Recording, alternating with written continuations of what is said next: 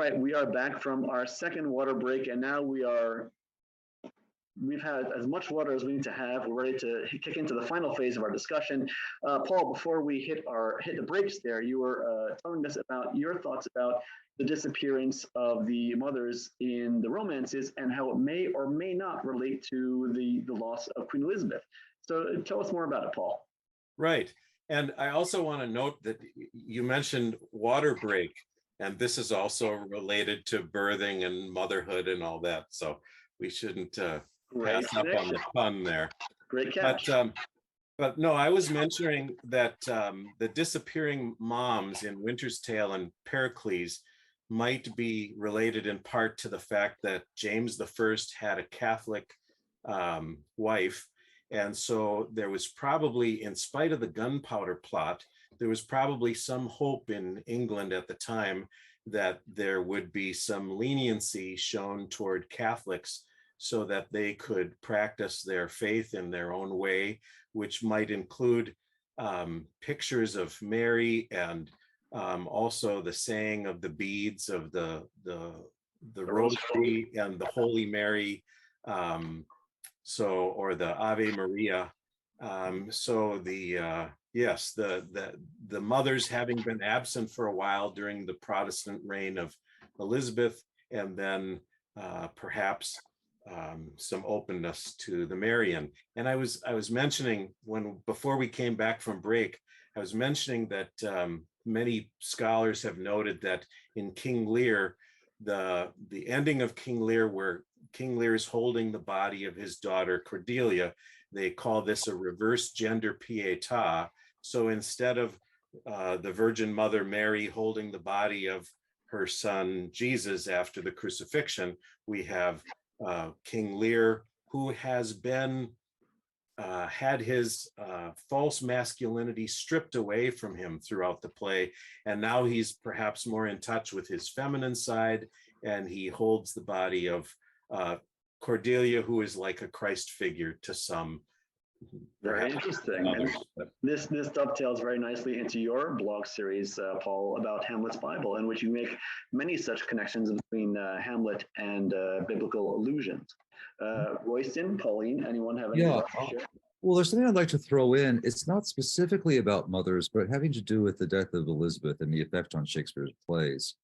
And I certainly agree that there is this really interesting sort of Marian reflection in Twelfth Night, in A Winter's Tale and Pericles. But one of the things that I noticed with Shakespeare's plays is that after the death of Elizabeth, the imagination of what is the worst that can happen gets far more dire, far more profound. You know, if you look at the early plays, whether it's the histories or the tragedies, you know, Bolingbroke throws the world into chaos in Richard II. But he's not wrong, right? He actually does have a claim to the throne. And Richard II is actually a lousy king. And there are some very clear steps that one can take in order to set things back into order. Even Hamlet just has to kill his uncle. Really, if he would just get on with it, he would just kill his uncle and everything would be okay. You get to the plays written after 1603, something like Pericles, and Antiochus is sleeping with his daughter, and he's come up with this weird plan to make suitors answer a riddle, and if they get it wrong, he kills them. If they get it right, he kills them. And then the characters have to go on a massive journey around the world, having a series of misadventures in order to finally get things set back straight. King Lear makes this sort of insane unilateral decision to divide his kingdom in three, right? There's no good reason for it in the world. And everything goes crazy, and it gets really crazy. People have their eyes put out. Women are throwing themselves at Edmund the Bastard. The worst thing that can happen gets far worse after the death of Elizabeth. I think it leads us into the Jacobean period, where we're in a world that's literally gone insane. And so, yeah, maybe the emotional intensity of a play like Winter's Tale or Pericles, the emotional intensity around the lost mother who finally comes back from the dead, has to do with how impossible things feel, and how impossible the dream was after the death. Very interesting. Very interesting. These are great insights, and I hadn't thought of a lot of that, Royston. Pauline, any thoughts about the death of Elizabeth and how that may or may not have impacted the late romances of Shakespeare? I think when it comes to the romances, I think we see a kind of reborn dramatist, because it's the young women in the final plays who redeem the ills of the world. They are the source of redemption. And there's a new kind of sense of hope. And I think it's very interesting that you have to, if you're just reading the play, you might miss this. But on stage, we have Hermione, heavily pregnant. She's just about to give birth. She's this great, we know that she's about to give birth. And so when she is condemned by Leontes, and she delivers that amazing, strong speech, where she says that if I'm going to be banished from my lord, then I don't want to live. I think what I'm getting at is I often wonder whether the final plays, whether they reflect, I don't know, maybe, I don't know, but Shakespeare became a grandfather during that time. And I think his grandchild was called Elizabeth, wasn't she? I'd have to check that. But anyway, I get this sense of this new hope, and everything's reborn. Perdita is, she's Prosperina. She comes across as the fruits of spring. She's described as new birth, like a rebirth by her boyfriend. I just think that the final plays were, I think you think about the end of King Lear and how absolutely you leave the theatre in with your heart broken, really, and then you think about the Winter's Tale, you think about Pericles, and you think about Cymbeline, and even The Tempest. That there's something about young women being the hope for the future in all of the plays, all of those final plays, and it always cheers me up, really. That's an interesting point. If we're looking at what's happening in the real world outside of the theater, the loss of Elizabeth, the ascension of King James I. Pauline, in correlation to what you're saying about young women being the future, can we connect to that the loss of Shakespeare's son Hamlet and the fact that he only has his two girls left as his heirs? Can we see that as a correlation as to why the mother figures might be absent in the play and why the young women might be the future? Oh, yes, I think that's a really good point. I'd like to get back to this idea about the absent mothers, because from a practical point of view, for a dramatist approaching a source or a story, one of the key questions would be, who do I need to be in this play? Do I actually need mothers in King Lear? And it could be a very simple, practical reason, just like a very practical reason that it was boy actors that played women. So again, that may have been a consideration that perhaps, obviously the boy actors were obviously brilliant actors. I mean, he wouldn't have written Cleopatra if they hadn't been brilliant. But it may have been a bit of a problem for boy actors to be playing older mothers. So that's another, I'm a playwright, so I sort of look at these things from a playwright's point of view, really. That's a great question. And during one of the breaks, we were actually kicking that question around. Paul and Royston, I think we hit on that during the break of from a pragmatic sense. And Pauline, you just said this of who the actors were. That you had the older men playing the male roles, and the fathers, and the senior characters. And you had, for the female characters, there were no female actors in the days of Shakespeare. All the female roles were played by younger boys, smooth-faced young boys. And how many of those smooth-faced young boys could conceivably carry out the role of an older female character? So who in those, do we know who in those days would have played the roles of a Volumnia or a... Well, there's a lot of research being done on that. And I really can't, off the top of my head, I can't actually tell you which actors played which women. But it's something that I'm actually looking at the moment. Don't they assume that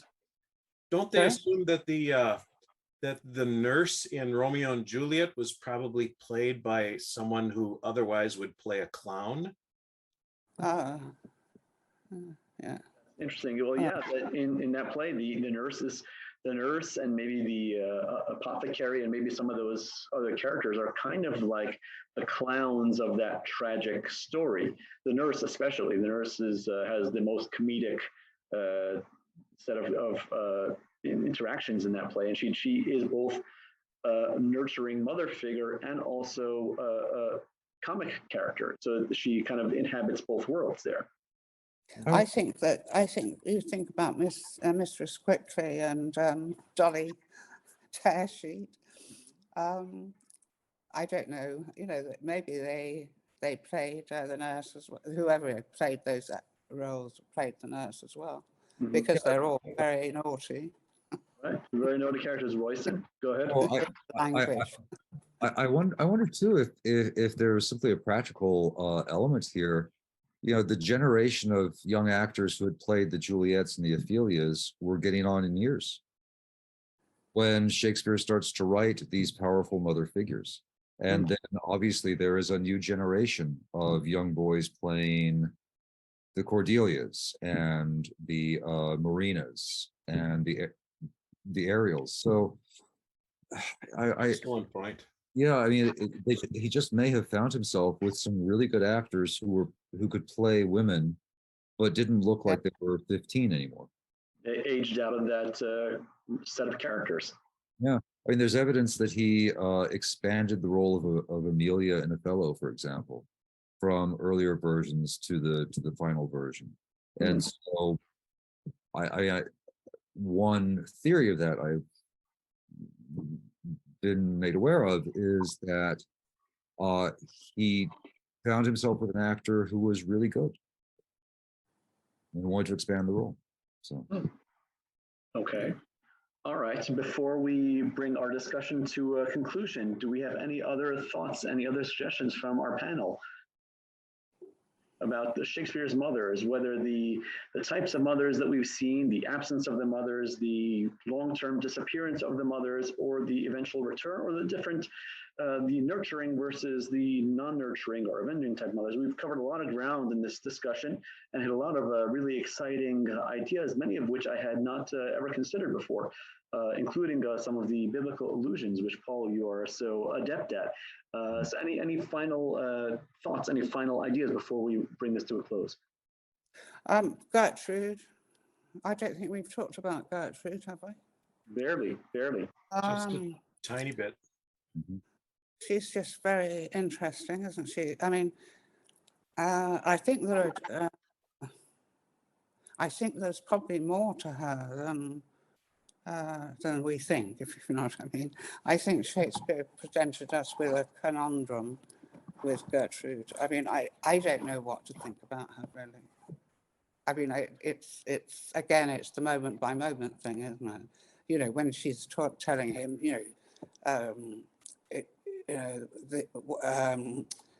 why seems it to you? The thing about his outer grief is trappings of grief. And so, you know, she's saying, well, for heaven's sake, you know, you've just got to get over it.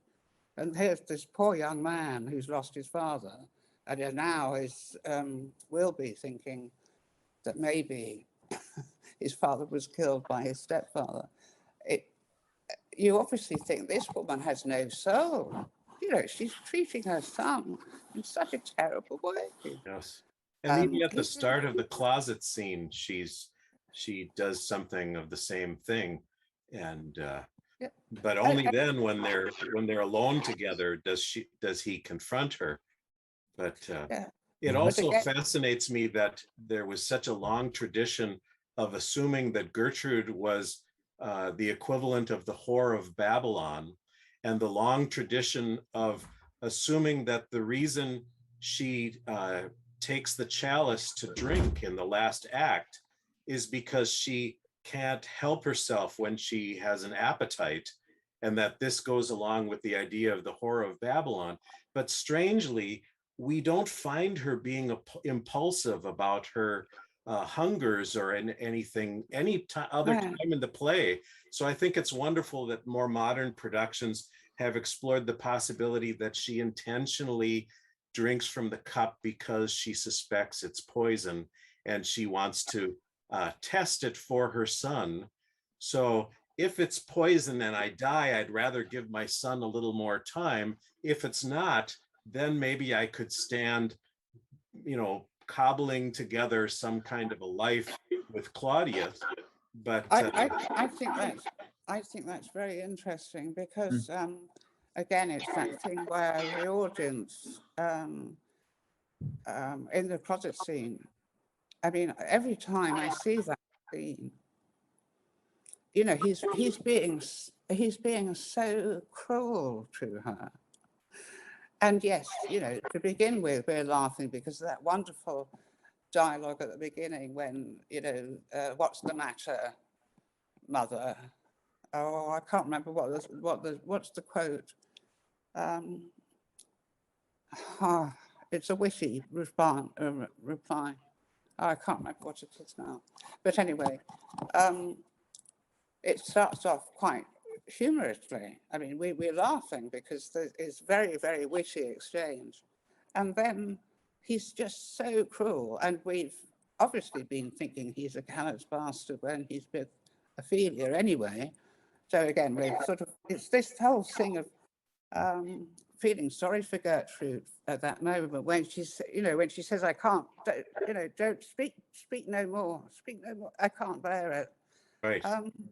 Oh, and she says, you've cleft my heart in twain. Yes, and he says, throw away the worser half. And he's thinking, absolutely. You've become one in flesh with Claudius, throw away that worser half.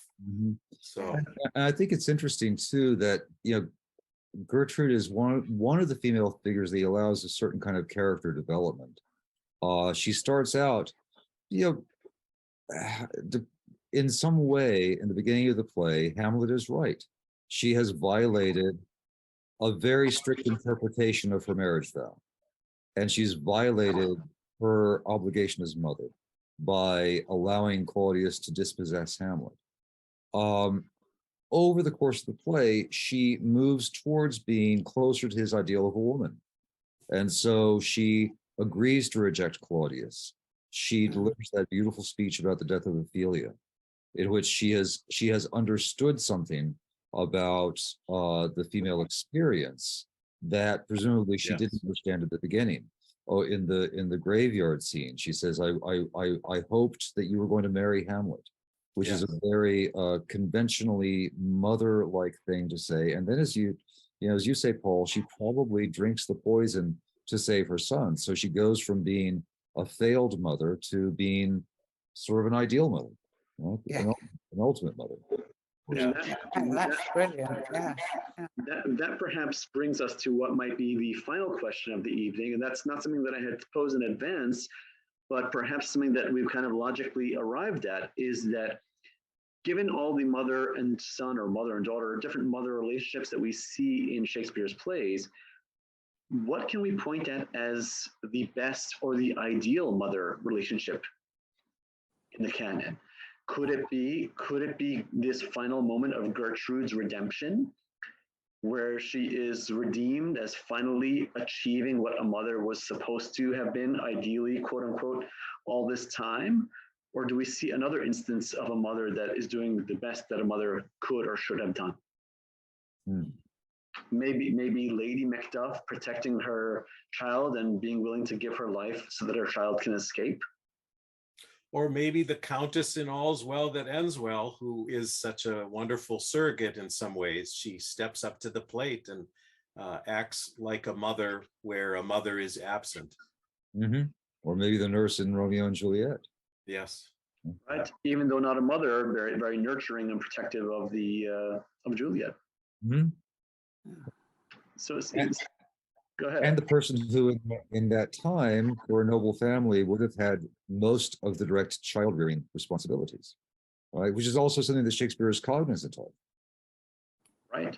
And again, to kick the analogy over to the situation with Queen Elizabeth, who, whether she was still present or whether she had died at the different times where Shakespeare was writing, she's famously the Virgin Queen, the Virgin Mother who never had children. Yes. So perhaps the fact that there are less mother figures present reflect this kind of idyllic, or not idyllic, but this kind of idealized queen figure who doesn't necessarily have to have children to be the mother of the country, the queen mother, the nurturing nurturer and protector of England, perhaps.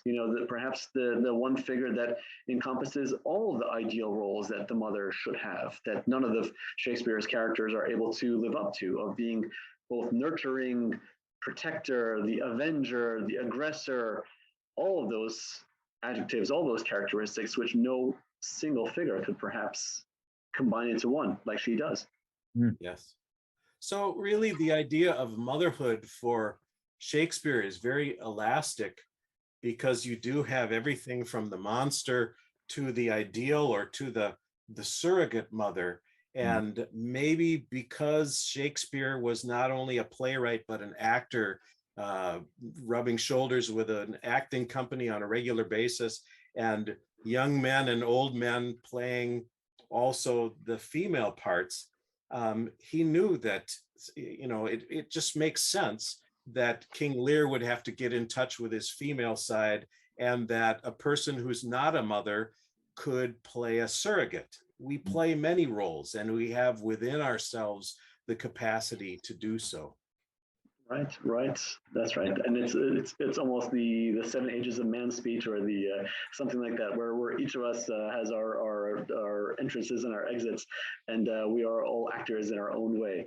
All right. So we have had a thrilling discussion with our 3 fantastic panelists, Paul Adrian Fried, Royston Coppinger, and Pauline Kiernan, all the way from the UK, late at night at this point. So I thank you all. Before we say farewell to the New York Shakespeare audience, why don't we kick it over and let each of you let us know how we can send the audience to connect with you and to follow you, or to see what the latest projects that you guys are working on might be. Paul? Sure. I have a blog at Blogspot. And I think you mentioned that address. pauladrianfried.blogspot.com. Yes, and I informally call it right now Hamlets Bible. And I have a few entries that are especially related to motherhood. And one of them is when Hamlet says to Gertrude, when you are desirous to be blessed, I'll blessing ask of you. And that seems to be a reference to the kind of dynamics that come up with the prophet Ezekiel, who is visiting a widow. And another is at the beginning of the closet scene with Hamlet and his mother. Gertrude jumps to the conclusion that he is going to kill her, and this the language used there seems to recall a famous image of a Roman emperor, Nero, being present at the autopsy of his mother. And I think that maybe Gertrude is thinking of that. Oh, you're going to kill me because you're going to show me my innermost stuff. And that's what happens at an autopsy. And that was an image in common currency at the time. So if you come to my blog and you're looking for mother stuff, those would be two good bets. Okay, Pauline, over in the UK, how can people find you and all the things you're up to, and to help you crowdfund your new book?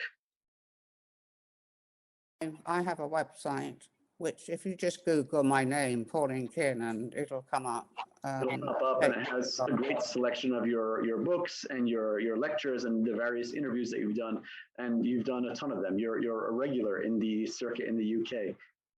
Yeah. Indeed. Yes, right. Well, I mean, I've written 2 plays about Shakespeare as well, so but they're up for grabs. So anybody over there in New York who wants to put a great play on about Shakespeare's battle with Elizabeth for control of the theatre, let me know. Now you know where to turn, and you can help Pauline crowdfund her latest book, Radical Shakespeare: What We Get So Wrong About Shakespeare, right? Well, yes, it's I've been on a mission for probably over 30 years to try to get directors, and some, I have to say, some Shakespeare critics as well, to stop using lazy labels, you know, anti-Semitism in Merchant of Venice, you know, misogyny in Taming of the Shrew, warmonger in Henry V. They're such sloppy terms to use on a playwright who was always wanting us to ask questions about politics, about power, about who we are, what is our identity. So it's all about that, really. The subtitle is a bit cheeky. Why do we get him so wrong? Obviously, masses and masses of wonderful productions of Shakespeare plays. So it really should say, why do we sometimes get him wrong? It's too long on the cover. Nonetheless, I encourage people to come out and check out the page about the project, find out more about Pauline Kiernan. Yeah, it's a crowdfunder, because I didn't want to do an academic book again. I wanted one for the general reader. And so I thought this crowdfunding idea sounded quite good fun, really, because it means that people are, I'm able to have communication with potential readers. And I love it.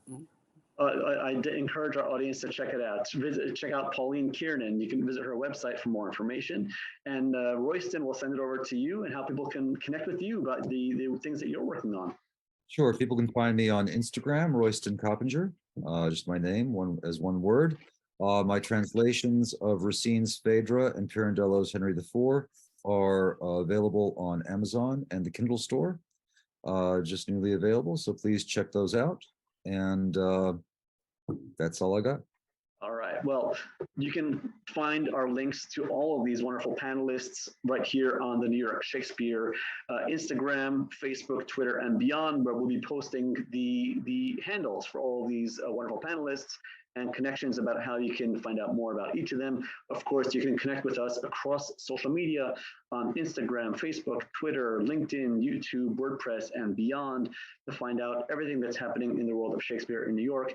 Thank you all for joining us here on this Mother's Day 2023, as we've been discussing the ins and outs about what it is in Shakespeare that he sees or doesn't see in mothers, and what are the ideals, what are the different characteristics, what are the categories, and I think we found a lot of wonderful insights. So Paul, Pauline, Royston, thank you so much for your insights. New York Shakespeare audience, have a wonderful night, and we urge you, as always, to support your local Shakespeare. We'll see you next time. Thank you for having us. Thank you, Rodney. Thank you Bye-bye. to my fellow panelists. It's been really fascinating. It's been really interesting. Yes, thank you.